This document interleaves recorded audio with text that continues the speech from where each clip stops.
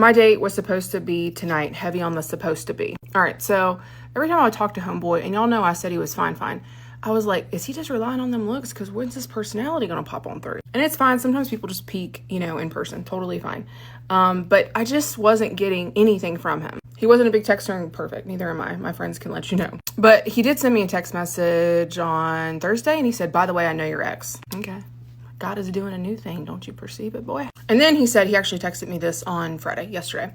And then he said, hey, I'll FaceTime you tonight. I was like, perfect. Let's see if some of that personality gonna come on through. And I was prepared. Like, if he was gonna bring up my ex, I was just be like, I don't want to talk about how you know him. I could really give it. And fun fact, I know his ex too. Okay. And the thing too, like, especially a man, if he says, hey, I'm gonna call you, I'm gonna contact you. Okay, cool. I'm not gonna be like blowing you up before that. We will talk when you said that you're gonna contact me. Cool. So it was like 9 o'clock and I looked at my phone and I was like, oh, homeboy hasn't FaceTime me yet. And he don't know it, but his window is getting small to do so because I'm about to like take all of this off and head to bed. And when I hit the pillow, I'm done. So that's exactly what I did, is I did my little skincare routine and I went to bed. I woke up to a message from him. I guess he messaged me, it was like midnight. And he was said, hey, sorry, I'll call you tomorrow.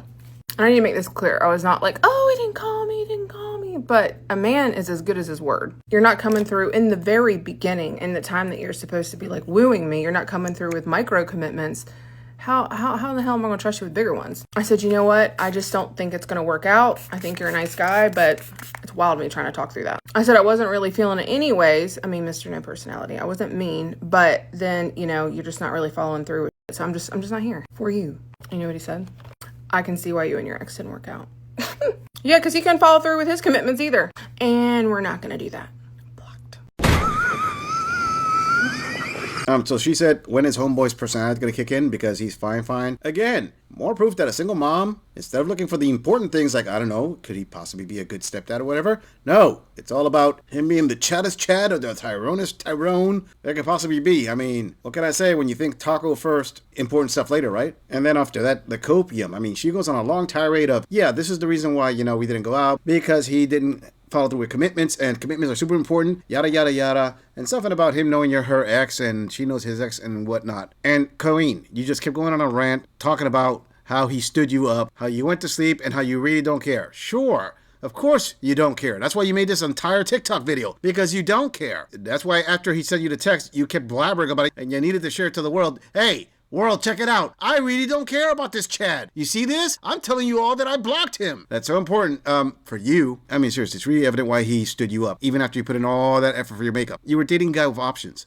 You were dating a guy who had another chick. I mean, you were probably the backup date. And he was like, you know what? I'm just going to go out with somebody better. He probably took that other girl out, smashed her walls in. And then at midnight, once he finished, he's like, okay, let me go home, take a shower. And then after he finished the shower, oh, yeah, let me text this girl. Hey, girl, what's up? And you could claim all you want that it doesn't affect you, but it obviously did because you read it. If you really didn't care, the moment that he stood you up, right before you went to sleep, you would have just blocked him right there. Just say it. This video is for your own personal closure. It does absolutely nothing to him. I mean, what do you think is going to happen? He's like watching this video. He's like, oh man, I'm so heartbroken. Let me go back to the other chick I smashed last night and smash her one more time so I could somehow, some way forget you. But don't worry, Queen. We all know that single moms like you are always the top priority in every man's dating roster, right? And for a second there, I was half expecting this Queen to tell us all that she called up all her best female friends and they all gossiped and talked about him and how he didn't deserve her. He was beneath her. He was just doing the bare minimum. Because obviously, if he's that hot, one of her female friends is going to want to ride that sausage and give her friend the best advice she can give her to get her away from a tour of Pound Town with a guy.